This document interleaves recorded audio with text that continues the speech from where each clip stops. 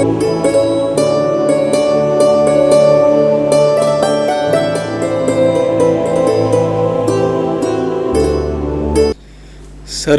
વંદન.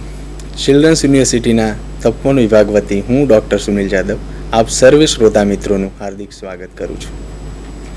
ચિલ્ડ્રન્સ યુનિવર્સિટીનો તપોવન વિભાગ, તેમાં પણ તેની કેવી ભૂમિકા છે, તપોવન વિભાગ શું છે અને તેની સાથે કેવી પ્રકારની પ્રવૃત્તિઓ થાય છે અને તેમાં પણ વિવિધ પ્રકારની સરકારી અને બિન સરકારી સંસ્થાઓનું શું યોગદાન હોઈ શકે, તો તેના માટે એની વિગતે ચર્ચા કરવા આપણી સાથે જોડાયા છે દિનેશભાઈ ચૌધરી સાહેબ. નમસ્કાર દિનેશભાઈ. દિનેશભાઈ પોતે પ્લાસ્ટિક એન્જિનિયરિંગમાં ડિપ્લોમા ધરાવે છે. અંગ્રેજી વિષય સાથે એમણે સ્નાતક કરેલું છે. અનુસ્નાતક અને એમફિલ તેમણે સમાજકાર્ય વિભાગમાં કર્યું છે અને નેટની પણ તેઓ ઉપાધિ ધરાવે છે. સાથે સાથે અત્યારે વીર નર્મદ દક્ષિણ ગુજરાત યુનિવર્સિટીમાં તેઓ પોતાનું પીએચડીનું સંશોધન કાર્ય કરી રહ્યા છે. વિવિધ સરકારી અને બિન સરકારી સંસ્થાઓ સાથે કાર્ય કરવાનો તેમનો બહોળો અનુભવ છે. તેમણે અનેક સંશોધન જે પ્રોજેક્ટ છે એમાં પણ કામ કર્યું છે. તો આવો બહોળો અનુભવ ધરાવતા દિનેશભાઈને હું વિનંતી કરીશ કે તેઓ પોતાના વિષયને રજૂ કરે અને તેમના જે વિષય છે એના સંલગ્ન યુનિવર્સિટી અને વિષય કેવી રીતે સાંકળી શકાય તેના સંદર્ભમાં માહિતી આપશે. દિનેશભાઈ. નમસ્કાર દર્શક મિત્રો, હું દિનેશ ચૌધરી આપ સૌનું સ્વાગત કરું છું. ચિલ્ડ્રન્સ યુનિવર્સિટીના પરિચય આપતા પહેલાં હું દિનેશ ચૌધરી આપણી યુનિવર્સિટીના આધારસ્તંભ એવા મહાનુભાવ વિશે વાત કરીશ. બાળક એક સુગંધિત નાજુક કડી છે. એ ખુલે અને ખીલે એમાં જ એના અસ્તિત્વની સુવાસ છે, એવું દ્રઢપણે માનનારા એવા પરમ આદરણીય શ્રી હર્ષદભાઈ શાહ ચિલ્ડ્રન યુનિવર્સિટીના કુલપતિ પદે બિરાજમાન છે, જેમનું સતત અને સાચી દિશામાં સચોટ માર્ગદર્શન યુનિવર્સિટીના દરેક સભ્યને મળી રહે છે. તેમજ અમારા વહાલા એવા રજિસ્ટ્રાર શ્રી ડૉક્ટર અશોકભાઈ પ્રજાપતિ, તેઓ શ્રી હંમેશા યુનિવર્સિટીના હેતુ લક્ષ્યાંકો પાર પાડવા સતત પ્રયત્નશીલ રહે છે. મૃદુ સ્વભાવના અને સૌને સાથે લઈ કાર્ય કરવામાં માનનારા ડૉક્ટર અશોકભાઈ પ્રજાપતિ સાહેબ તરફથી અમને સતત માર્ગદર્શન પ્રાપ્ત થતું રહે છે. દર્શક મિત્રો, હવે આપણે પીપીટી દ્વારા આપણો જે વિષય છે અને જે આપણી ચિલ્ડ્રન્સ યુનિવર્સિટી છે એના વિશે માહિતગાર થઈશું. નમસ્કાર મિત્રો, આજનો ચર્ચાનો જે વિષય છે એ છે તપોવન કેન્દ્રના વિકાસમાં બિન સરકારી સંસ્થાઓની ભૂમિકા. સૌથી પહેલાં તો આપણે ચિલ્ડ્રન્સ યુનિવર્સિટી વિશે જાણીશું. ચિલ્ડ્રન્સ યુનિવર્સિટીની સ્થાપના કઈ રીતે થઈ? ગાંધીનગરમાં દિનાંક 9 જૂન 2008ના રોજ દેશના અગ્રગણ્ય એવા શિક્ષણવિદો અને મહાનુભાવોની એક કાર્યશાળા યોજવામાં આવી, જેમાં તત્કાલીન મુખ્યમંત્રી અને હાલના વડાપ્રધાન શ્રી નરેન્દ્રભાઈ મોદીએ ચિલ્ડ્રન્સ યુનિવર્સિટી વિચાર બીજ સોંપતા કહ્યું હતું, બાળકનો ઉછેર એવી હૂંફ અને સંભાળથી થવો જોઈએ કે જેથી તે શારીરિક, માનસિક, બૌદ્ધિક, ભાવાત્મક અને આધ્યાત્મિક રીતે સ્વસ્થ માનવ તરીકે વિકસે અને તેનો આત્મ સાક્ષાત્કારના અવસર મળી રહે. ચિલ્ડ્રન્સ યુનિવર્સિટીનો મુદ્દો દિનાંક 28/7/2009ના દિવસે વિધાનસભામાં પ્રસાર કરવામાં આવ્યો અને 31 જુલાઈ 2009ના રોજ રાજ્યપાલશ્રીની મંજૂરી મળતા ચિલ્ડ્રન્સ યુનિવર્સિટી અસ્તિત્વમાં આવી, જે હાલમાં આપણે જાણીએ છીએ તેમ વિશ્વની એકમાત્ર અનોખી યુનિવર્સિટી તરીકે કાર્યરત છે. તેની સાથે આપણે ચિલ્ડ્રન્સ યુનિવર્સિટીના જે પ્રારૂપ આપનાર પરમ આદરણીય એવા ડૉક્ટર કિરીટભાઈ જોશી, જેમના શબ્દોમાં કહીએ તો શિક્ષણ એ જીવન પર્યંત ચાલતી પ્રક્રિયા છે. બાળકનું સાચું શિક્ષણ માતાના ગર્ભમાંથી જ શરૂ થાય છે. આપણે ભારત માટે દિવ્ય ચેતનાવાળા એવા બાળકો તૈયાર કરવા હશે તો તેની શરૂઆત ભારતીય સંસ્કૃતિ પ્રમાણે માતાના ગર્ભમાં રહેલા બાળકને તેની માતા દ્વારા સંસ્કાર અને શિક્ષણ પૂરા પાડવા પડશે.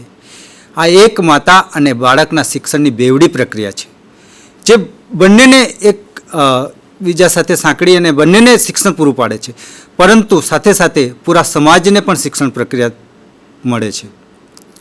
સગર્ભા બહેનોના આરોગ્ય વિશે તો આપણે સૌ સજાગ છીએ, પરંતુ તેમના ગર્ભસ્થ શિશુના સર્વાંગી વિકાસ માટેના જે શિક્ષણ પ્રક્રિયા છે એક વિશેષ બાબત છે, જેને આપણે હાલના સમયમાં અતિ મહત્ત્વ આપવું અતિ આવશ્યક છે.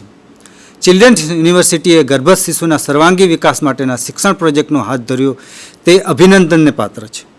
ચિલ્ડ્રન્સ યુનિવર્સિટીનું જે કાર્યક્ષેત્ર છે, આપણે જાણીએ છીએ તેમ અત્યાર સુધી ચિલ્ડ્રન્સ યુનિવર્સિટીમાં -9 એટલે -9 માસથી લઈને બાળક પુખ્ત વયનું થાય 18 વર્ષનું થાય ત્યાં સુધીના વ્યક્તિના વિકાસ માટેના કાર્ય થતા, પણ હાલમાં જે શરૂઆત થઈ છે એમાં -2 વર્ષથી લઈને, એટલે કે જે યુવક નવદંપતિ ગર્ભ શિશુનું સંતતિ માટે જે આયોજન કરે ત્યાંથી લઈને 18 વર્ષનું થાય બાળક પુખ્ત વયનું થાય ત્યાં સુધી તેના વ્યક્તિત્વના સમગ્રતાના વિકાસને આવરી લેતા આ ચિલ્ડ્રન્સ યુનિવર્સિટી ભારતમાં પ્રથમ છે તથા આ પ્રકારનું કાર્ય કરતી યુનિવર્સિટી સમગ્ર ગુજરાતમાં ક્યાંય નથી, સમગ્ર વિશ્વમાં ક્યાંય નથી. આ યુનિવર્સિટીનું કાર્ય મુખ્ય 4 વિભાગોમાં વહેંચાયેલું છે, જેના મુખ્ય 4 આયામો કહી શકાય: સંશોધન, શિક્ષણ, પ્રશિક્ષણ અને વિસ્તરણ. સંશોધન એ ચિલ્ડ્રન યુનિવર્સિટીનું મૂળગામી કાર્ય છે, જેમાં બાળકોને સર્વાંગી વિકાસને આવરી લેતા વિશાળ ફલકના સંશોધનનો સમાવેશ થાય છે, જેમાં અજન્મા શિશુના વિકાસ અંગેના સંશોધનો જેવા કે ગર્ભ સંસ્કારની અસર, માતાના આહાર વિહાર, વિચારની, ગર્ભ શિશુ પરની અસરો, બાળકોની જીવનશૈલી, એના વર્તન, વ્યવહાર, ભાવ જગત, એમની શારીરિક, માનસિક, બૌદ્ધિક, ભાવાત્મક અને આધ્યાત્મિક કેળવણીના સંશોધન વગેરે સંશોધન વિષયના મુખ્ય ક્ષેત્રો છે. શિક્ષણ. ચિલ્ડ્રન્સ યુનિવર્સિટી દ્વારા થયેલા સંશોધનનું અમલીકરણ કરવા માટે યુનિવર્સિટી પોતાના શિક્ષણ ભવનો, પ્રશિક્ષણ માટેની કોલેજો, નમૂનારૂપ શાળાઓ, બાળ મંદિર, આંગણવાડીઓ અને શિશુ વાટિકાઓ વિકસાવશે. યુનિવર્સિટીના શિક્ષણની સંકલ્પનાઓ સાકાર કરવા માટે ગુજરાતના જે વિદ્યાલયો યુનિવર્સિટીના કાર્યક્રમોને આવકારવા તથા તેના સંશોધનના કાર્યને વેગ આપવા તત્પર હોય તેમને ચિલ્ડ્રન્સ યુનિવર્સિટી જોડાણ આપશે અને તેમને વિદ્યાનિકેતનનો દરજ્જો આપવામાં આવશે. આ પ્રકારના વિદ્યાનિકેતનોનું વિદ્યાર્થીઓ, શિક્ષકો અને વાલીઓ માટેના કાર્યક્રમોનું આયોજન કરવામાં આવશે. પ્રશિક્ષણ. ચિલ્ડ્રન્સ યુનિવર્સિટી આ વિભાગ બાળ વિકાસના પ્રત્યેક તબક્કે કામ કરતા કાર્યકરોના પ્રશિક્ષણને આવરી લેશે. બાળ જન્મ પૂર્વે સગર્ભા સ્ત્રીઓનું શિક્ષણ, પ્રાથમિક તબક્કાનું ઉછેર માટે વૈજ્ઞાનિક સમજ, માતા પિતાનું બાળકો આરોગ્ય સાથે સંકળાયેલ તબીબી સહાયકોનું પ્રશિક્ષણ, આંગણવાડી, શિશુ વાટિકા, પ્રાથમિક, માધ્યમિક અને ઉચ્ચ માધ્યમિક વિભાગના શિક્ષકોનું પ્રશિક્ષણ આ વિભાગમાં કરવામાં આવશે. જે ચોથો આયામ છે આપણો ચિલ્ડ્રન્સ યુનિવર્સિટીનું, જે વિસ્તરણ સેવાઓ તરીકે છે, જેમાં ચિલ્ડ્રન્સ યુનિવર્સિટીનો આ વિભાગ સંશોધન, શિક્ષણ અને પ્રશિક્ષણ દ્વારા જે નિષ્કર્ષ મળશે, જે આપણને આઉટપુટ મળશે, તેનું સમગ્ર રાજ્યમાં પ્રસારણ કરીને તેના અમલીકરણ માટેનું પ્રયત્ન કરશે. આ માટે તપોવન કેન્દ્ર અને તેના પેટા કેન્દ્રો દ્વારા સગર્ભા બહેનોને પ્રશિક્ષણ આપવામાં આવશે. ઉપરાંત વાલી મંડળો, પ્રબુદ્ધ નાગરિકોના શુભેચ્છક મંડળોની રચના કરવામાં આવે છે અને માતા પિતા તથા વાલીઓને પરિવારની પાઠશાળાઓનો રાજ્યવ્યાપી કાર્યક્રમ પણ હાથ ધરવામાં આવશે. જી દિનેશભાઈ, હાજી, આપે હમણાં જે પ્રમાણે જણાવ્યું કે યુનિવર્સિટીના 4 આયામની જે વાત કરી, શિક્ષણ, પ્રશિક્ષણ, સંશોધન અને વિસ્તરણ, તો એ અંતર્ગત જે તપોવન વિભાગ કાર્યરત છે, તો તપોવન વિભાગ અને તેમાં વિવિધ જે બિન સરકારી સંસ્થાઓ તથા સરકારી સંસ્થાઓનું કેવા પ્રકારનું યોગદાન રહી શકે, જે આપનો વિષય છે તેના વિશે દર્શક મિત્રોને માહિતી આપશો. આ બાબતને જાણતા પહેલાં આપણે તપોવન કેન્દ્ર શું છે એના વિશે જાણવું જરૂરી છે. તપોવન કેન્દ્રની આવશ્યકતા કેમ ઊભી થઈ? જેમાં ભારત, આપણે જાણીએ છીએ તેમ ભારત એ તેજ કિરણોની તપોવન ભૂમિ છે, જેમાં અનેક ઋષિમુનિઓએ જ્ઞાનની ઉપાસના કરીને એનું જ્ઞાન સમગ્ર જગતમાં ફેલાવ્યું છે. જેમ આપણે જાણીએ છીએ તેમ કામને અહીં વાસનાની દ્રષ્ટિએ નથી જોવામાં આવતું, પરંતુ ઉપાસનાની દ્રષ્ટિએ જોવામાં આવે છે. વર્તમાન યુગના અનિષ્ટોની ભરમાર વચ્ચે પણ આજે ઈષ્ટની આરાધના થાય છે. આપણે આપણા બાળકોને ધ્રુવ, પ્રહલાદ, નચિકેતા અને અભિમન્યુની વાર્તાઓ કહીએ છીએ. વીર શિવાજી, મહારાણા પ્રતાપ, ઝાંસીની રાણી અને દુર્ગાવતીના યશોગાન કરીએ છીએ. સ્વામી વિવેકાનંદ જેવા ધર્મ યોદ્ધાઓની જન્મ શતાબ્દીઓ ઉજવીએ છીએ. અને પ્રસંગોપાત વારે તહેવારે જગદીશચંદ્ર ભોજ, રામાનુજનું, સીવી રામન કે વિશ્વેશ્વરૈયા જેવા વિજ્ઞાનીઓનું સ્મરણ આપણા વિદ્યાર્થીઓને કરાવીએ છીએ. પણ આપણું પોતાનું બાળક આ વિભૂતિઓની જેમ કોઈક વિભૂતિ બનીને જગતને અજવાળે એ દિશામાં આપણે કાંઈ જ કરતા નથી કે કોઈ જ પગલું ભરતા નથી. જે માટે તપોવન કેન્દ્ર દ્વારા આ પ્રકારના આગળ તપોવન કેન્દ્ર દ્વારા એ માટે કાર્ય કરવામાં આવી રહ્યું છે. પરંતુ એને સમજતા પહેલાં આપણે તપોવન શું છે, તપોવન એટલે શું, આપણે વિચારીએ તો તપોવન શબ્દ સાંભળતા જ આપણા માન સપટ પર સમાજના કોલાહલથી દૂર ઘટાદાર વૃક્ષો અને હરિયાળીથી સવાયેલું, પક્ષીઓના મધુર કલરવની સાથે સાથે વેદ મંત્રના પવિત્ર ઉચ્ચારણોથી ગુંજતું, ફૂલોની સુગંધની સાથે સાથે હોમના દ્રવ્યોની પવિત્ર સુગંધથી મહેકતું, ઋષિઓ અને શિષ્યોના વેદાભ્યાસનું પવિત્ર સ્થળ પ્રગટ થઈ જાય છે. પ્રાચીન કાળથી જ ભારતની ભૂમિમાં ઋષિમુનિઓને જ્ઞાન હતું કે બાળકનું શિક્ષણ તેના ગર્ભકાળથી જ શરૂ થાય છે અને પછી જીવન પર્યંત તે બાળકોમાં રહે છે, જેથી તેનું ગર્ભ શિક્ષણ અને શિક્ષણ પ્રણાલીના ભાગરૂપે આવરી લેવામાં આવે છે. આપણે જાણીએ છીએ તેમ મહાભારતમાં અભિમન્યુ એ પોતાના માતાના ગર્ભમાં જ 1 થી 7 જેટલા કોઠાઓનું જ્ઞાન મેળવી છે. જેમ બાળક માતાના ગર્ભમાં 9 માસ સમય કાઢે છે, 9 માસ દરમિયાનનો સમય કાઢે છે, જેમાં 128 દિવસ રહે છે, એ સમયકાળ એના સમગ્ર જીવન માટેનો પાયો બની રહે છે. સગર્ભા માતાના આહાર, વિહાર, વિચાર અને આચારની તથા સંકલ્પો, પ્રાર્થના, ધ્યાન વગેરેની સીધી અસર ગર્ભમાં રહેલા શિશુ પર પડે છે. શારીરિક રીતે સ્વસ્થ, મન અને બુદ્ધિથી તેજસ્વી, હૃદયથી ઉદાર અને વિશાળ તથા આત્મશક્તિઓથી સંપન્ન બાળક જ દેશના ઉત્તમ નાગરિકો બની મહાન રાષ્ટ્રનું નિર્માણ કરી શકે છે. બાળકો એ રાષ્ટ્રનું અમૂલ્ય ધન છે. આજના બાળકો આવતીકાલના રાષ્ટ્રના ઉજ્જવળ ભાવિ નિર્માતાઓ છે. આપણે તપોવન પ્રકલ્પના હેતુઓ વિશે જાણીશું, જેમાં આપણે જે પીપીટીમાં જોઈ શકીએ છીએ. આપણે જે વાત કરી રહ્યા છીએ, તપોવન કેન્દ્રમાં જે સગર્ભા મહિલાઓને વિવિધ પ્રકારની પ્રશિક્ષણ અને એની સાથે સાથે દૈનિક પ્રવૃત્તિઓ કરાવવામાં આવે છે. જેમાં આપણે જોઈ શકીએ છીએ કે સગર્ભા બહેનો માટે જુદા જુદા વિષયો પર ચિલ્ડ્રન્સ યુનિવર્સિટી દ્વારા પ્રશિક્ષણ પામેલ તપોવન પ્રકલ્પ સંયોજકો થકી એમને પ્રશિક્ષણ આપવામાં આવે છે. તેમજ વિવિધ પ્રકારના અનુભવ ધરાવતા ડોક્ટર્સ વગેરે દ્વારા પણ એમને પ્રશિક્ષણ આપવામાં આવે છે. તેમજ દૈનિક પ્રવૃત્તિઓમાં પ્રાણાયામ, જે યુનિવર્સિટી દ્વારા પ્રશિક્ષણ પામેલ સંયોજકો છે એમના દ્વારા તેમને પ્રાણાયામ, યોગ, ધ્યાન વગેરે કરાવવામાં આવે છે. તેની સાથે સાથે ગર્ભ સંવાદના કલા કૌશલ્યો શીખવવામાં આવે છે. ચિત્રકલા પણ એમને કરાવવામાં આવે છે. ભરત ગૂંથણ કે સંગીતના કાર્યક્રમો કરવામાં આવે છે. સાથે સાથે રમત પણ રમાડવામાં આવે છે. અને બૌદ્ધિક કસોટીઓ કે અમુક વિશિષ્ટ પ્રકારના એમને ઉપયોગી એવા એમના સગર્ભા બહેનોને ગર્ભાવસ્થા દરમિયાન યોગ્ય માર્ગદર્શન મળી રહે એવા એવી પુસ્તકો પણ એમને આપવામાં આવે છે. એવા પુસ્તકોનું વાંચન કરવામાં આવે છે. ત્યારબાદ એમની સાથે વિવિધ પ્રકારે ચર્ચા કરવામાં આવે છે. એમની સમસ્યાઓનું નિવારણ કરવામાં આવે છે. સાથે સાથે એમને દિવ્ય મહાનાત્માઓને વાર્તાઓ કરવામાં આવે છે. એ ઉપરાંત વીરાંગનાઓ વિશેની વાર્તાઓ કરવામાં આવે છે. તેની સાથે સાથે વક્તૃત્વ કલાનો પણ એમની વિકાસ માટે એમની કાર્યક્રમો રાખવામાં આવે છે. કાર્યક્રમો એમને કરાવવામાં આવે છે રોજ. એમની સાથે વ્યક્તિગત કાઉન્સેલિંગ કરીને એમનો જે વ્યક્તિગત જીવનમાં જે સમસ્યા હોય છે કે એમનું જે કંઈ સમસ્યાઓ સાથેનું સમાધાન કરવામાં આવે છે. અને સાથે સાથે શિશુ સંગોપન વગેરેની દૈનિક કાર્યો પણ કરવામાં આવે છે. તદુપરાંત સાપ્તાહિક પ્રવૃત્તિઓ પણ કરવામાં છે, જેમાં પ્રકૃતિ વિહાર, ઓડિયો વિડીયોનું નિદર્શન, સંસ્કૃત સ્ત્રોત પઠન, ગણિત કોયડાઓનું ઉકેલ કેવી રીતે કરવું, તેમજ ફિઝિયોથેરાપી કે ભાષા શુદ્ધિ અને સામૂહિક કાઉન્સેલિંગ વગેરે પણ કરવામાં આવે છે. તેમજ વિશિષ્ટ પ્રવૃત્તિઓમાં વિવિધ વિષયોને આવરી લેવામાં આવે છે, જેમાં સગર્ભા માતાની ઉપયોગી તજજ્ઞોનું માર્ગદર્શન, જેમ કે આહાર, એમના આહાર અને વિહાર પોષણ કેવી રીતના હોય છે એના વિશેની માહિતી આપવામાં આવે છે. પ્રસૂતિ પૂર્વે કઈક પ્રકારની કાળજીઓ લેવી એવી યોગ્ય નિષ્ણાંતો દ્વારા એમને પૂરેપૂરું માર્ગદર્શન આપવામાં આવે છે.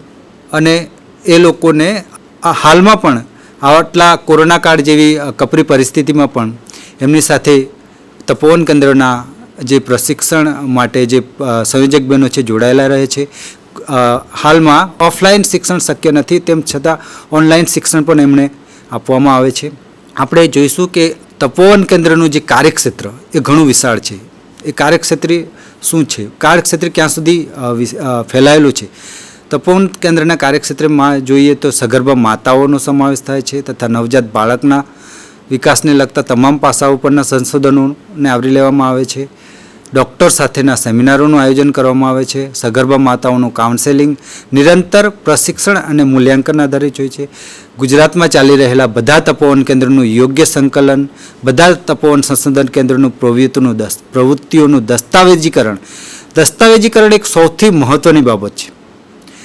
જેમાં હાલમાં જે કાર્યરત તપોવન કેન્દ્રો છે તેમની સાથે સંકલન કરીને એમણે કયા પ્રકારના દસ્તાવેજીકરણ કરવાનું છે, કયા માહિતી એકત્રણ કરવાની છે, કઈ માહિતી યુનિવર્સિટીને મોકલાવાની હોય છે, એ પ્રકારના સમગ્ર દસ્તાવેજીકરણનું વ્યવસ્થિત ધ્યાન આપવામાં આવતું હોય છે. આંગણવાડીની બહેનો સાથેનું ઘનિષ્ઠ સંપર્ક માટે સામૂહિક બેઠકોનું આયોજન કરવામાં આવે છે કે આંગણવાડી બહેનો એક એવો સ્ત્રોત હોય છે જેના થકી ગામની કક્ષાએ કે શહેરી કક્ષાએ જે બહેનો સગર્ભા બહેનો છે એમનો સંપર્ક થઈ શકે છે. એમની સાથે સાથે આશા વર્કર બહેનોનો પણ સંપર્ક કરવામાં આવતો હોય છે. સગર્ભા માતાના પરિવારજનોનું માર્ગદર્શન આપવાનું હોય છે. રાજ્ય સરકારના મહિલા અને બાળ વિકાસ વિભાગ સાથેનો સંપર્ક તથા વૈચારિક આદાન પ્રદાન કરવાનું હોય છે.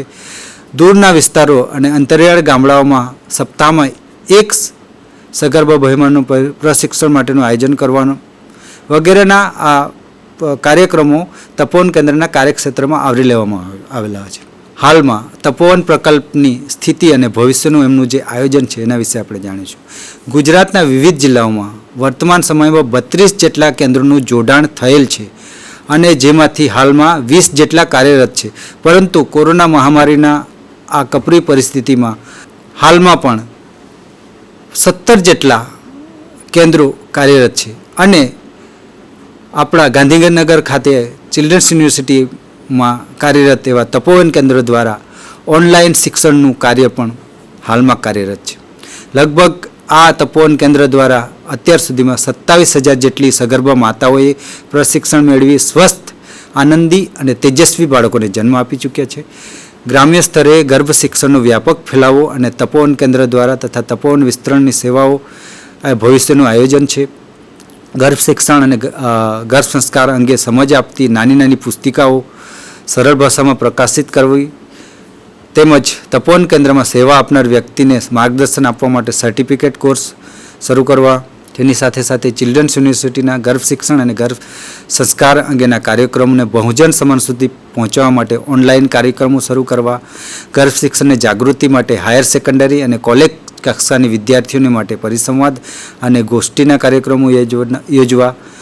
સંતાનવાંસુ દંપતીઓને જે નવયુગલ છે, જે લોકો ભવિષ્ય માટે ઉત્તમ સંતાન માટેનું આયોજન કરે છે, તેમને ઉત્તમ સંતતિ મેળવવા માટેનું માર્ગદર્શન આપવા દંપતી સંમેલનનું આયોજન મોટા પાયે કરવું.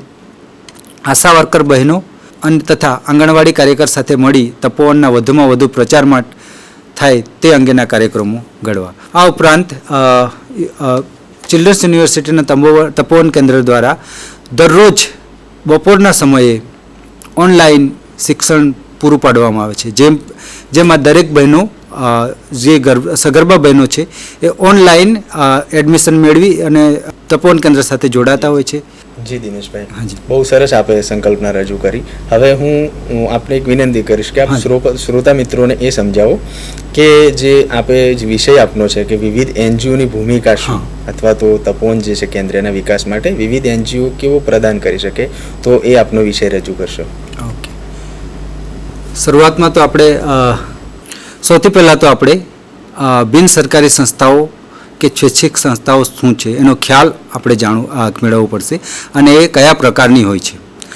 આપણે દુનિયાના વિકસિત દેશો, આ એક નાનકડી વ્યાખ્યા છે, દુનિયાના વિકાસ પામતા અને અવિકસિત રાષ્ટ્રોના સમાજના સમુદાયોમાં ગરીબો, વંચિતો અને અનેક પ્રકારની યાતનાઓ, અન્યાયો સહન કરતા લોકો સમૂહો માટે બિન સરકારી સંસ્થાઓ કે સંગઠનો કે સ્વૈચ્છિક સંસ્થાઓ અસ્તિત્વમાં આવ્યા, જેને ટૂંકમાં એનજીઓઝ તરીકે ઓળખવામાં આવે છે.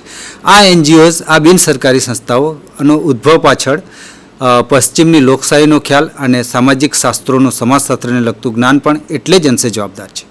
આ બિન સરકારી સંસ્થાઓનો મુખ્ય 2 હેતુઓ હોય છે. એક તો એવા સંગઠનો જેનો હેતુ સંગઠનના સભ્યોની વ્યક્તિગત હિતો સંતોષવા માટેનો હોય છે અને સમાન હેતુવાળી વ્યક્તિઓ આવા સંગઠનોને ક્લબ, મંડળ કે ચેરિટેબલ ટ્રસ્ટો વગેરે તરીકે ઓળખી શકાય છે.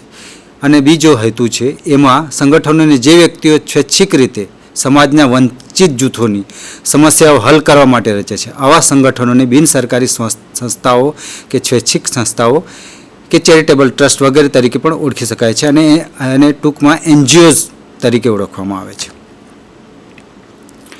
આ પ્રકારની બિનસરકારી સંસ્થાઓ મુખ્યત્વે 5 પ્રકારની હોય છે. રાહત કાર્ય, જે આપણે PPTમાં જોઈ શકીએ છીએ કે રાહત કાર્ય કયા પ્રકારના હોઈ શકે છે. ત્યારબાદ પરોપકારના કાર્યો, લોક કલ્યાણના કાર્યો, વિકાસના કાર્યો. આપણે જે મહત્ત્વની બાબત આપણા જે તપોવન કેન્દ્ર સાથે સાંકળી લેવામાં આવી છે એ વિકાસના કાર્યોની સાથે છે. વિકાસના કાર્યોનો અર્થ એવો થાય છે કે સામાજિક, આર્થિક પ્રગતિ અને જીવનની ગુણવત્તામાં વૃદ્ધિનો સમાવેશ થાય છે. આ પ્રકારના વિકાસના કાર્યો જેવા કે કૃષિ વિકાસ, સ્વરોજગારી, સ્વાસ્થ્ય, શિક્ષણનો વિકાસ તથા ગરીબોના ઉત્થાન માટેના કાર્ય બિનસરકારી સંગઠનો દ્વારા કરવામાં આવે છે અને આ પ્રકારની સંસ્થાઓને પસંદ કરવામાં આવે છે. આપણું જે કાર્ય તપોવન સાથે સંકળાયેલું છે શિક્ષણ અને સ્વાસ્થ્ય સાથે સંકળાયેલું કાર્ય છે.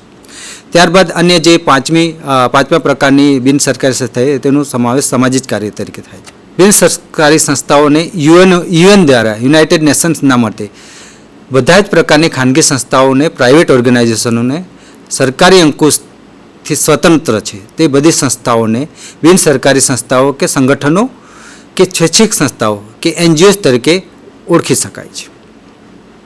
જે સંસ્થાઓ બિનગુનાહિત અને બિન નફા ક્ષેત્રે કામ કરતી હોવી જોઈએ તથા રાજકીય પ્રવૃત્તિ સાથે સંકળાયેલી ન હોવી જોઈએ. ભારતમાં આ સ્વૈચ્છિક સંસ્થાઓ વિશે હું આપ સૌને જણાવીશ.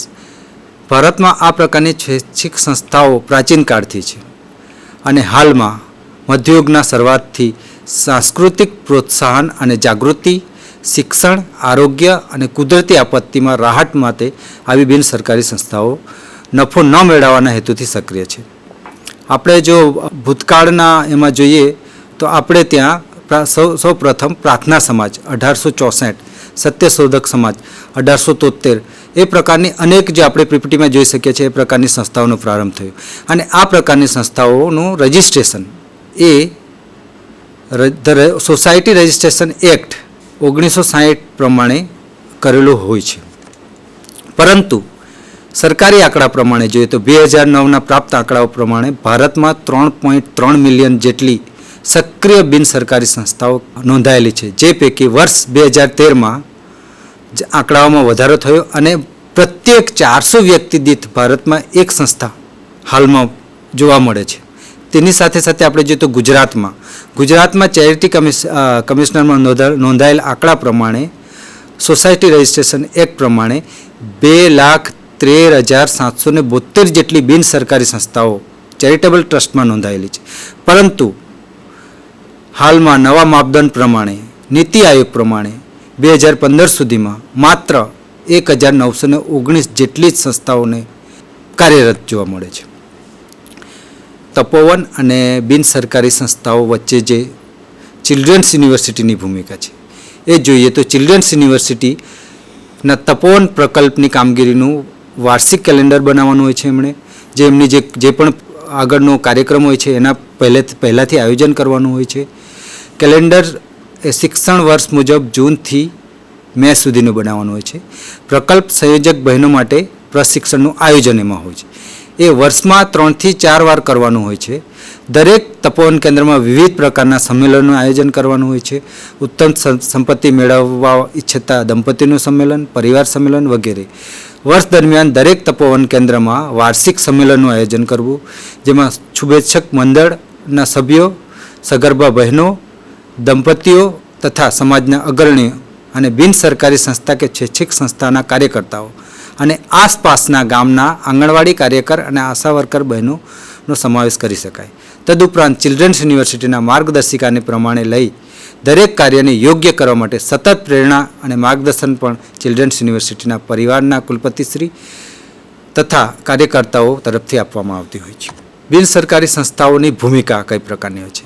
હાલમાં કાર્યરત બિનસરકારી સંસ્થાઓ કે સ્વૈચ્છિક સંસ્થાની ભૂમિકા તપોવન કેન્દ્રના વિકાસ માટે મહત્વપૂર્ણ અને સતત કાળજી માંગી લઈ રહી છે. જેમાં આ સંસ્થાઓના સંચાલક મંડળ દ્વારા સમગ્ર તપોવન કેન્દ્રનું સુચારુ સંચાલન અને દેખરેખ રાખવી, પ્રકલ્પ સંયોજક બહેનોના કાર્યનું મોનિટરિંગ કરવું અને દર મહિને યુનિવર્સિટીની રિપોર્ટ આપવું, તપોવન કેન્દ્રના વિસ્તરણ માટે માર્ગદર્શન અને સહાય પૂરા પાડવા, પ્રકલ્પ સંયોજકના કાર્યની ચકાસણી કરવી, તપોવન સંશોધન કેન્દ્રની એક શુભેચ્છક મંડળ બનાવવું, જેના અધ્યક્ષ સ્થાનેથી ટ્રસ્ટની એક વ્યક્તિને નિમણૂક કરવામાં આવે જે ચિલ્ડ્રન્સ યુનિવર્સિટી સાથે સંકલનનું કામ કરે.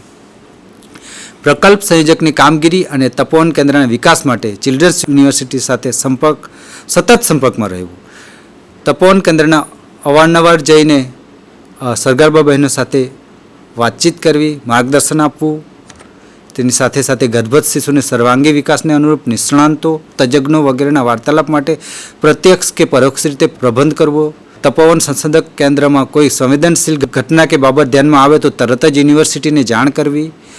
હાલ ચિલ્ડ્રન્સ યુનિવર્સિટી નાસ્તા ખર્ચ આપે છે, પરંતુ ભવિષ્યમાં જો આ પ્રકારનો નાસ્તા ખર્ચ ઉપલબ્ધ ન થાય તો તપોવન કેન્દ્રના નાસ્તા માટે સ્થાનિક દાતાઓની શોધ અને ખર્ચની વ્યવસ્થા કરવી.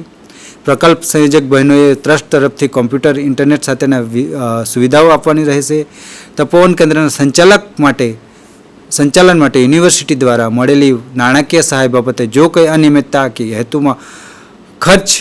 અન્ય હેતુમાં ખર્ચ થવાનું ધ્યાને આવશે તો આ બાબતે તેમની બાબતોને થતી વસૂલાત ટ્રસ્ટે ભોગવવાની રહેશે. સમગ્ર તપોવન કેન્દ્ર સુચારુ રીતે કાર્યરત રહે તે માટે ટ્રસ્ટી મંડળે જરૂરી સુપરવિઝન, માર્ગદર્શન વગેરે અસરકારક રીતે પૂરા પાડવાના રહેશે. તે ઉપરાંત તપોવન કેન્દ્રથી સમાજને થતા ફાયદાઓ જે આપણે પીપીટીમાં જોઈ શકીએ છીએ તે પ્રમાણે ઉત્તમ સંતતિના નિર્માણ દ્વારા શ્રેષ્ઠ નાગરિકોનું સર્જન, શ્રેષ્ઠ નાગરિકો દ્વારા શ્રેષ્ઠ સમાજ અને શ્રેષ્ઠ રાષ્ટ્રનું નિર્માણ, તેમજ પારિવારિક સંપાદિતાનું સ્થાપન અને તેમાં વૃદ્ધિ, સમાજમાં પ્રવર્તતી ખોટી માન્યતાઓનું નિવારણ, વૈજ્ઞાનિક અભિગમનો વિકાસ, દીકરી દીકરાની સમાનતા સ્વીકારતું શિક્ષણ, ભ્રૂણ હત્યા નિવારણ, સગર્ભાવસ્થાના આભારની સ્પષ્ટ સમજ દ્વારા કુપોષણ નિવારણ વગેરે બાબતોનો ફાયદો તપોવન સંશોધન કરવાથી સમાજ અને સમુદાયને થાય છે. આપે બહુ જ સરસ માહિતી આપી કે તપોવન કેન્દ્ર શું છે, તેનું કાર્યક્ષેત્ર શું છે, યુનિવર્સિટીના વિવિધ આયામો અને એના સંદર્ભમાં પણ વિવિધ બિનસરકારી જે સંસ્થાઓ છે કેવી ભૂમિકા ભજવી શકે. તો હું અત્રે આ વિષયના સંદર્ભમાં આપે જે વ્યાખ્યાન આપું તેના માટે આપનો હૃદય અને અંતઃકરણપૂર્વક ખૂબ ખૂબ આભાર માનું છું. ધન્યવાદ. ધન્યવાદ.